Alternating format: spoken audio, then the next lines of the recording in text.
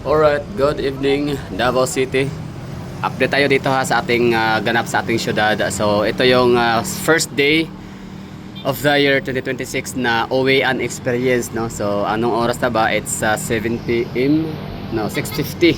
Alas 6:50 ng gabi, and as we can see, kita naman natin, no, ayan, no. Oh, konti lang yung mga sasakyan na nakikita natin papalabas ng Davao City or ng downtown area. So yung mga sasakyan na yan ay pupunta yan ng mga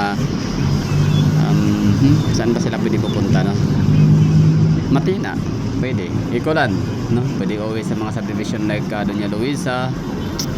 Pupunta ng mga Matina Playa, pero hindi yan sila Matina Playa kasi dapat dito yan eh. Ito yung Ikolan Drive. Ayan na, so ang Ikolan Drive na to, ang pupuntahan nitong mga to ay papuntang Coastal Road o uwi ng mga Toril area. Pero yung mga dumadaan talaga dito na kukunti na lang dyan na side sa Quimpo Boulevard. So yun yung mga papuntang SM, papuntang Matina, no, Mintal, na dito yung ruta na nasasakyan ng jeep nila, Mintal, Kalinan. So yun lang, no? So very minimal yung traffic congestion natin dito. Pero syempre puntahan na natin dun sa kabila sa Matina. Alright, good evening. Dito tayo ngayon sa may University of Mindanao Matina Campus, MacArthur Highway, Davao City. Titignan natin yung ano, no, traffic congestion, yung dami na sasakyan, light sa moderate to heavy traffic ba ang ganap. So as we can see, the answer is no. Napaka-smooth ng daloy ng trapiko, no? So very good. Hindi na tayo congested. Hindi na tayo ganyan ka-traffic, or baka ibig sabihin nito ay hindi pa nagbalik ang lahat, no? Baka nagkaroon pa ng hangover, hindi pa pumasok sa eskwelaan, trabaho. Ano sa tingin nyo? Oras tayo 7:07. So magatong oras dito, marami talaga to sasakyan dapat, siksikan, and maraming mga pasahero, pero pansin natin parang wala masyado, oh. Ano kaya ang naging dahilan? Hindi pumasok yung iba, maaaring absent, or di ko alam, no? Baka meron na tayong mga bypass roads na nagbubukas. Wala pa naman tayong color coding or number coding sa ating masasakyan, no, na na-implemented sa syudad para rason na mabawasan ang mga sasakyan or nakokontrol, nare-regulate ang dami ng sasakyan sa ating syudad. Sana ganito lagi, no?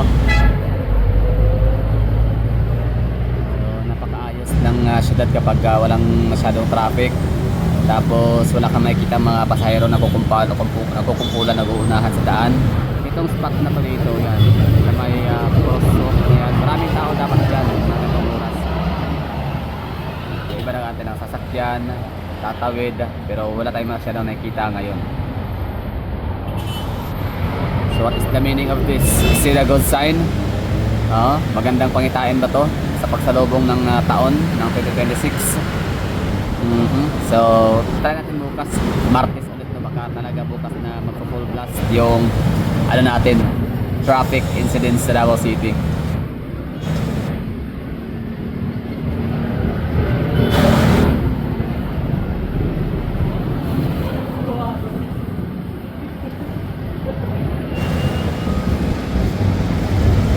Office, hindi pala, akala ko uwi.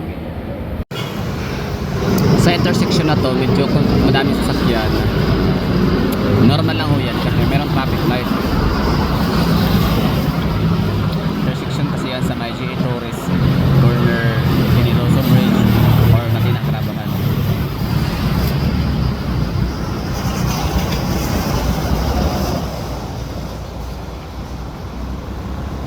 Napakaluwang.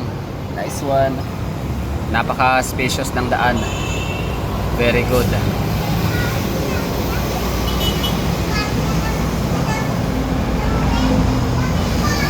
Sana always, no, ganito. Dito natin nakakatutok. Gawa ng kasi ang daan na to, yun yung kabilang side, yan ang galing sa downtown area, papunta yan ng mga barangay. Yun na nga, yung mga nabanggit kong apat na administrative district of Kalinan District, Togbok District, Baguio District, Marilog District, and dalawang malalaking barangay, no, Barangay Maa and Barangay Catalonan Grande, na yung dalawang barangay na sinabi ko ay katumbas na yan ng mga highly urbanized city pagdating sa population, or at least ng mga independent component city na hindi bababa sa 200,000 population. So 4 na districts plus 2 malaking barangay. So yan po yung daanan nila, ito yung way. Yan, this way. Kaya pagka gatong oras sa gabi, dito yung maraming traffic, dito yung maraming congestion, maraming siksikan ng mga sasakyan. Kasi tapos mga estudyante pa uwi din, di ba? Mga ganun, mga empleyado. So dito naman ang sa kabilang side naman, ito naman yung magiging traffic every morning kasi nga galing sa 4 administrative districts to largest or dalawang mga malalaking barangay in terms of population dito sa Davao City. That's barangay mga Hinatanan Grande. So ito yung congested traffic talaga kapag umaga kasi nga mga estudyante papuntang eskwela and mga empleyado papuntang trabaho. Pero ito nga, so wala tayo nakikitang masyadong traffic dyan na area kasi hindi naman talaga din, konti lang yung mga papasok ng downtown area, mga papasahirong jeep lang, hindi siya ganyan ka congested or traffic. Ang portion na to dito yung kanyang direction, downtown area. So okay na tayo dito, no? So nasagot na yung aking katanungan, yung aking curiosity kung marami bang tao, marami bang sasakyan. Lunes, first ever uwian from work and from school in the year of 2026, January 5, alas 7 ng gabi. So the answer is wala masyadong traffic. So just like in the morning ba kanina, first ever morning, first ever pasok or first ever pagbabalik sa school and pagbabalik sa trabaho in the year 2026 sa umaga, so peak hour. So yung nangyari is mayroong traffic dito na area pero doon sa may Ecoland wala.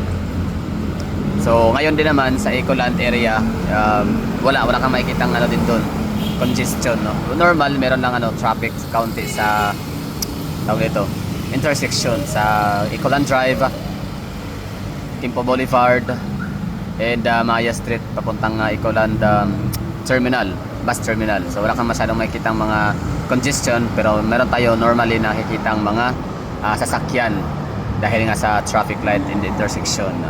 So ito na yun ang natin, ang ating traffic update or traffic situation documentation sa mga event na gaya nito ng mga first ever. Kasi syempre ito yung first ever Monday. Tama ba?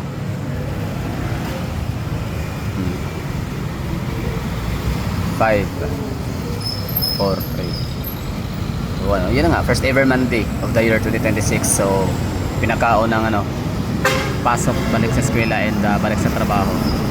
So the answer, the question is answered. Thank you for watching. Bye bye and ingat sa pabalik pa rin ng syudad, ha. Oo, pabalik sa mga metro cities. Ano ba yung mga metro cities nga? Regional metro cities. So when we see car, pag sinabing Cordillera Administrative Region, it's Baguio City and La Trinidad, pero Baguio City talaga yun, no? Yan sikat dyan. Pag sinabi naman na Central Luzon Region, so that's Angeles, Mabalacat and San Fernando. So meron din silang tri-cities. Sa naman, Zambales. Saan ba sakop ang Zambales? Central Luzon ba sila or I don't know kung anong region sila sakop, no? So Zambales is Olongapo. So ingat sa pagbalik, no, sa Olongapo, ingat sa pagbalik sa Metro Angeles, ingat sa pagbalik sa Metro Puerto Princesa Palawan, ingat sa pagbalik sa Metro Lucena City, ingat sa pagbalik sa Metro Naga, Camarines Sur and Metro Albay, di ba? Ginawa ko ng mga metro lahat, no. So ingat sa pagbalik sa Metro Tacloban, ingat sa pagbalik sa Metro Cebu, Tri-Cities, no, Lapu-Lapu, Mandawi and Cebu City. Ingat sa pagbalik sa Metro Bacolod and Metro Dumaguete. Ingat din sa pagbalik sa Metro Iloilo City, Guimaras, no. So Iloilo City lang syempre. Iloilo, Pabia, Oton, ganon. So ingat sa pagbalik. And ingat sa pagbabiyahe pabalik naman sa Zamboanga City and Pagadian City. Ingat sa pagbalik sa General Santos City. Ingat sa pagbalik pagmamaneho babalik sa Cagayan de Oro City, Iligan City, Butuan City, Tagum City, Cotabato City. Ingat sa pagbalik, no. Ormoc City nakaligtaan ko, no. So ingat din kayo pagbalik diyan sa inyong malaking syudad sa lugar din sa Leyte. Mas malaki pa yan sa Tacloban City in terms of population, if I'm not mistaken, ha. So population, economy and land area. So Ormoc City is mas malaki kumpara sa Tacloban. So ingat sa pagbalik sa Davao City, of course, Metro Davao. Ingat sa pagbalik sa Metro Gens. Sabi ko na yun, no? Meron pa ba ako nakakaligtaan? Parang wala naman, ano? So, that would be all. Thank you for watching and I have to say bye-bye. Ingat.